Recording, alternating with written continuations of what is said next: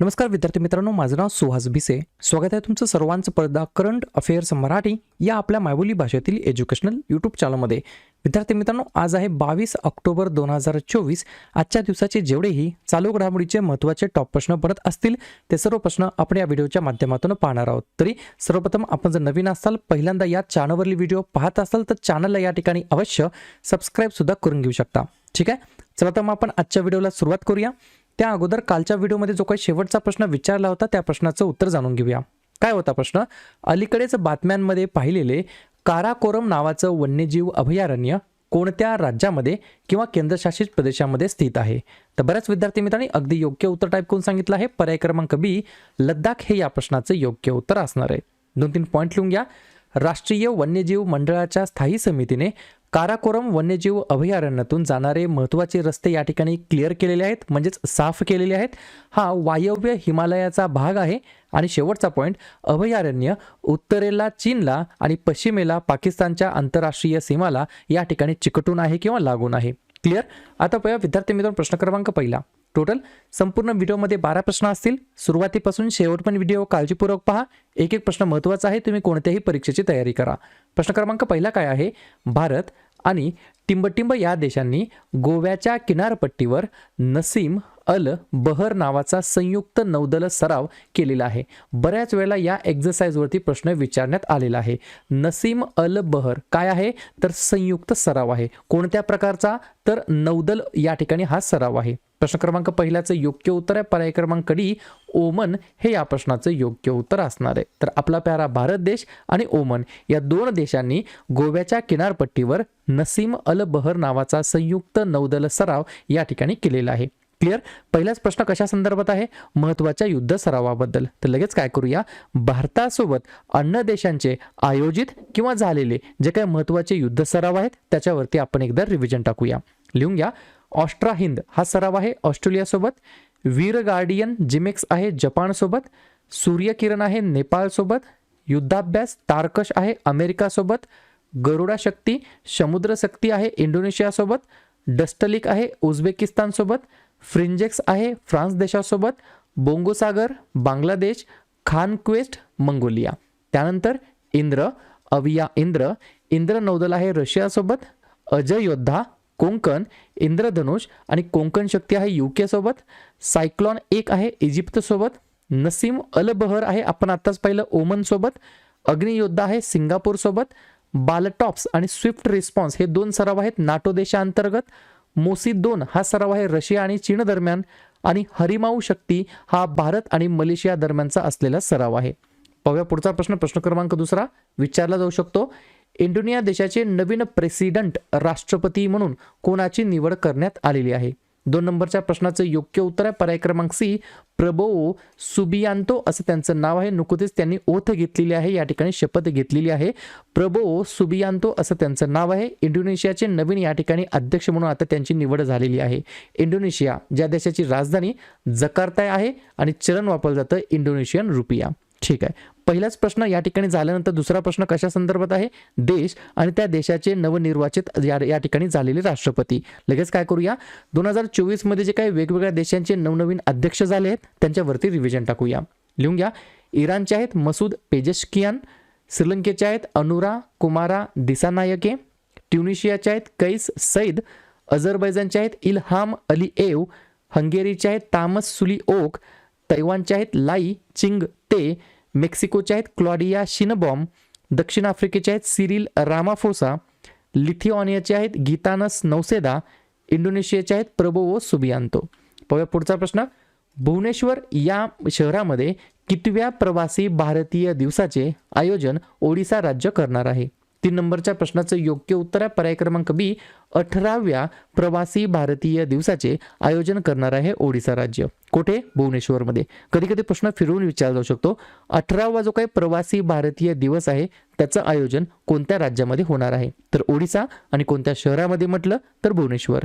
कधी होणार आहे? 8 ते 10 जानेवारी 2025 पर्यंत. दुसरा पॉईंट लिहून घ्या. 9 जानेवारी 1915 रोजी दक्षिण आफ्रिकेतून महात्मा गांधी भारतात आल्याच्या स्मरणार्थ 2003 पासून प्रवासी भारतीय दिवस साजरा केला जातो. तिसरा पॉईंट, देशाच्या विकासामध्ये परदेशी भारतीय समुदायाच्या योगदानाची नोंद करण्यासाठी हा दिवस आपण साजरा करतो. शेवटचा प्रवासी भारतीय दिवस मध्य प्रदेशातील इंदोर या ठिकाणी संपन्न झाला आणि दरवर्षी आपण प्रवासी भारतीय दिवस 9 जानेवारीला साजरा करतो. या गोष्टी अत्यंत महत्त्वाच्या आहेत. परीक्षेमध्ये कसाही प्रकारे प्रश्न फिरवून विचारला जाऊ शकतो. ओडिसा राज्यातील भुवनेश्वर या ठिकाणी होत आहे. तर ओडिसाबद्दल रिव्हिजन टाकूया. लिहून घ्या. स्थापना झाली या राज्याची 1 एप्रिल 1936ला. मुख्यमंत्री आहेत मोहन चरण माझी. राज्यपाल आहेत रघुवर दास. राजधानी आहे भुवनेश्वर. 3 महत्त्वाचे राष्ट्रीय उद्यान आहेत, भितरकनिका, सिमिलीपाल आणि नंदनकनन.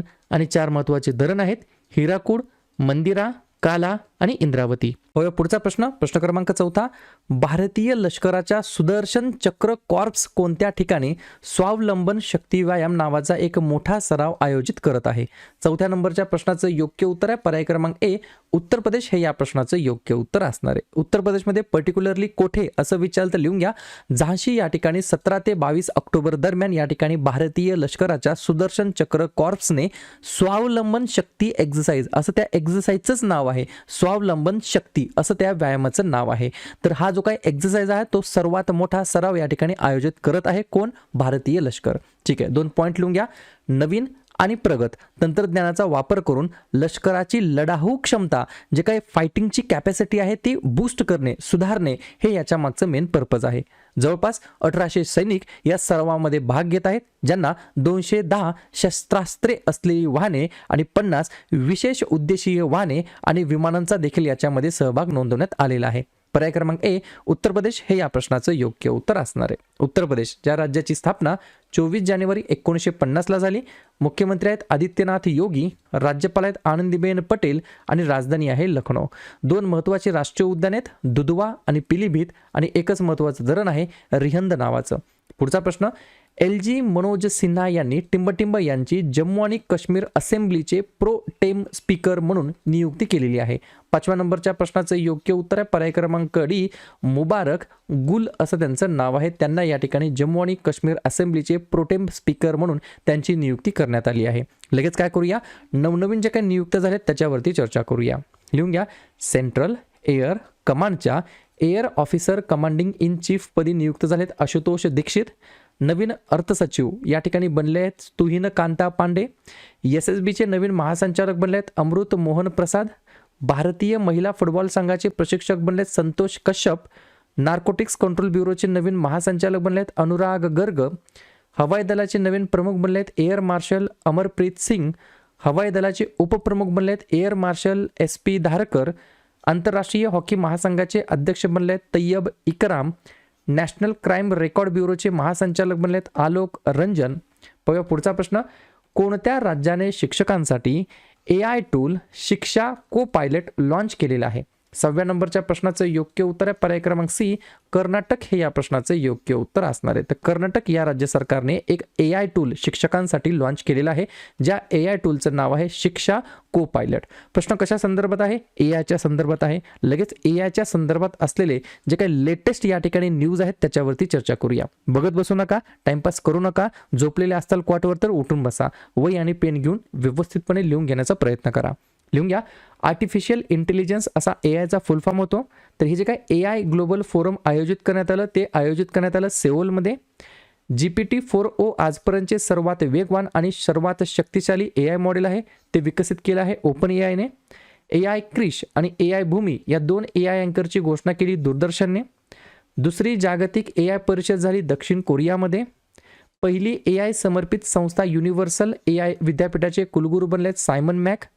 जंगलातील आग शोधण्यासाठी पहिली प्रगत AI प्रणाली कोठे सुरू झाली तर पेंच व्याघ्र प्रकल्पामध्ये. जनरेटिव्ह AI इनोव्हेशन्समध्ये भारताचा क्रमांक 5वा आहे. जगातील पहिली मिस AIचं नाव आहे केंजा लायली. सेवा चॅटबॉट लॉन्च केलं सेबीने. 125 भारतीय भाषांसाठी AI प्रकल्प मोरनी सुरू केला गुगल डीप माइंडने. जिओ ब्रेन AI किंवा जिओ ब्रेनाई या ठिकाणी लॉन्च करण्यात आलं रिलायन्सच्या माध्यमातून. आणि शिक्षकांसाठी AI टूल ज्याचं नाव आहे शिक्षा को पायलट हे सुरू करण्यात आलं किंवा लॉन्च करण्यात आलं कर्नाटक राज्याच्या अंतर्गत. पुढचा प्रश्न, राष्ट्रीय महिला आयोग नॅशनल वुमन कमिशनचे 9व्या क्रमांकाचे चेअरमॅन अध्यक्ष म्हणून कोणाची नियुक्ती करण्यात आलेली आहे? तर पर्याय क्रमांक बी व्ही के रहाटकर किंवा विजया किशोर रहाटकर असं त्यांचं नाव आहे. 9व्या क्रमांकाच्या या ठिकाणी राष्ट्रीय महिला आयोगाच्या चेअरमॅनपदी अध्यक्षपदी त्यांची नियुक्ती करण्यात आली आहे. 2-3 पॉईंट लिहून घ्या. प्रथम आयोगाची स्थापना 31 जानेवारी 1992 रोजी सुश्री जयंती पटनायक यांच्या अध्यक्षतेखाली झाली. NCW म्हणजेच नॅशनल कमिशन ऑफ वुमनमध्ये एक अध्यक्ष, 5 सदस्य आणि एक सदस्य सचिव असतो. मुदत असते 3 वर्षांची. प्रश्न कशा संदर्भात आहे? महत्त्वाच्या नियुक्तीबद्दल. तर लगेच याही ठिकाणी परंतु वेगवेगळ्या ज्या काही लेटेस्ट नियुक्त्या झाल्या त्याच्यावरती चर्चा करूया. टाटा ट्रस्टचे नवीन अध्यक्ष बनलेत नोएल टाटा. WHO दक्षिण पूर्व आशिया क्षेत्रीय समितीचे अध्यक्ष बनले JP नड्डा. वैद्यकीय सेवा नौदलामध्ये नवीन महासंचालक बनले कविता सहाय. भारतीय तटरक्षक दलाचे नवीन प्रमुख बनलेत परमेश शिवमणी. नाटोचे 14वे सरचिटणीस बनलेत मार्क रुटे. 98 क्रमांकाच्या अखिल भारतीय मराठी साहित्य संमेलनाचे अध्यक्ष बनले डॉक्टर तारा भवाळकर. महाराष्ट्र महिला आयोगाच्या अध्यक्षपदी रुपाली चाकणकर यांची निवड झालेली आहे. भारताचे 51 क्रमांकाचे सरन्यायाधीश बनलेत न्यायमूर्ती संजीव खन्ना आणि राष्ट्रीय महिला आयोगाचे अध्यक्ष बनलेत विजया किशोर रहाटकर. पुढचा प्रश्न 2024 economics freedom of the world रिपोर्टमध्ये भारताचा कितवा क्रमांक आहे? तर आपल्या प्यारा भारताचा या ठिकाणी 84 म्हणजेच 84 क्रमांक आहे, जो गेल्या वर्षी या ठिकाणी 87 क्रमांक होता. 29व्या क्रमांकाची आवृत्ती होती. संकलित केली कॅनडाच्या फ्रेझर संस्थेने. 165 अधिकार क्षेत्रांपैकी हाँगकाँग हे सर्वात प्रथम क्रमांकावरती आहे. भारताचा क्रमांक 84 आहे. 165 देशांच्या यादीमध्ये गेल्या वर्षी 87 क्रमांक होता. चीनचा 104 क्रमांक आहे आणि रशियाचा 119 क्रमांक आहे.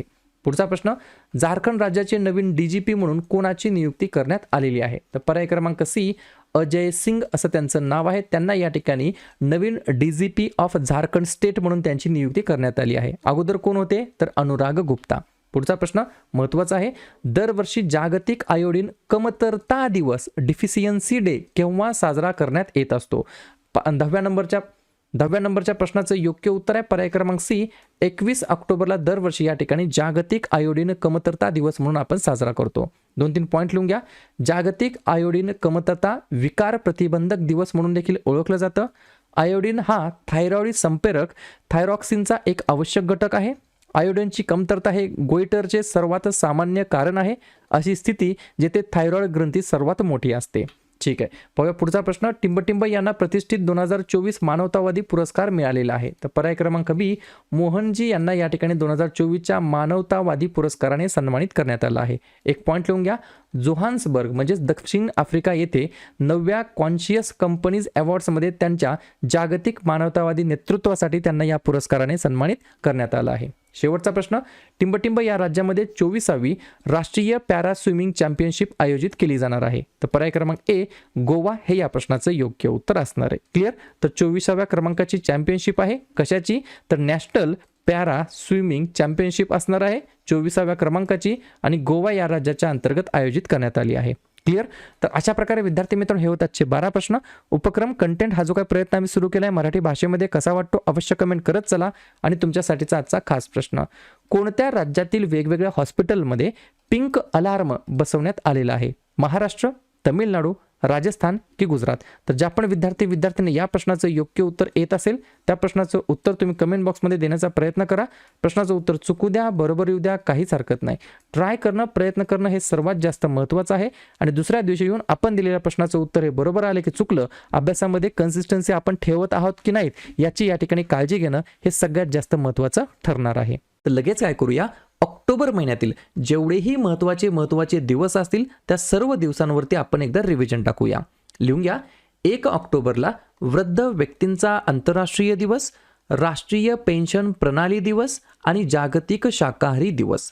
2 ऑक्टोबर गांधी जयंती, आंतरराष्ट्रीय अहिंसा दिवस आणि लाल बहादूर शास्त्री यांची जयंती. 5 ऑक्टोबर जागतिक शिक्षक दिवस. 7 ऑक्टोबर जागतिक कापूस दिवस आणि पहिल्या सोमवारी असतो ऑक्टोबर महिन्यातील जागतिक अधिवास दिवस. 8 ऑक्टोबर भारतीय वायुसेना दिवस. 9 ऑक्टोबर जागतिक पोस्टल दिवस. 10 ऑक्टोबर राष्ट्रीय डाक दिवस आणि जागतिक मानसिक आरोग्य दिवस. 11 ऑक्टोबर आंतरराष्ट्रीय बालिका दिवस.